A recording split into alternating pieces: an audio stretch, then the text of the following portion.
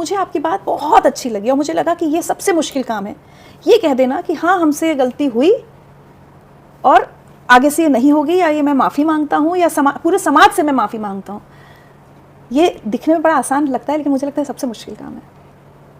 मतलब मेरी अपनी फिलॉसफी ये है कि कुछ गलत है तो माफ़ी मांग लेनी चाहिए। इन दोनों मामलों में डायरेक्टली मैं गलत नहीं था, पर इनडायरेक्टली हम मान सकते हैं कि गलती थी हमारी। जैसे जो पहला मामला सीता जी वाला है, वो 2018 की एक क्लास है।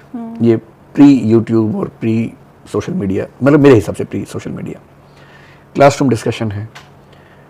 हिंदी साहित्य में ऐसे सवाल यूपीएससी में आते हैं, ऐसी किताबें लिखी गई हैं, वो हमें डिस्कस करनी होती हैं। अब हुआ सिर्फ ये कि जो क्लासरूम के अंदर की चीज़ें थी वो पहली बार समाज में सामने आ गई हैं। अब डीयू में, जेएनयू में हिस्ट्री, लिटरेचर, फिलोसफी डिपार्टमेंट्स की क्लास सुन लेंगी अगर, और वो बातें अगर बाहर आ जाएं, तो कितने टीचर्स की ज़िंदगी खतरे में पड़ जाएगी, आप भरोसा नहीं होगा। संयोग की बात है कि वो मैं हो गया, ऐसे कुछ और भी टीचर्स थे, उनके साथ भी ऐसा हुआ।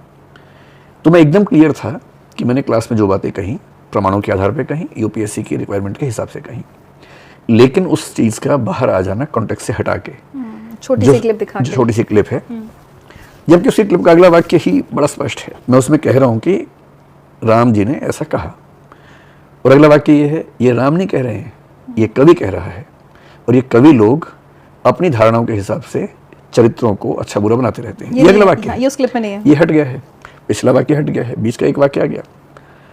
जिसने किया मुझे अनुमान भी है, शरारत से किया, लेकिन जिस समाज ने सुना उसकी क्या गलती है? उसने तो एक ही वाक्य सुना, और उतना एक वाक्य मैं भी सुनता, मेरा भी खून खोल जाता।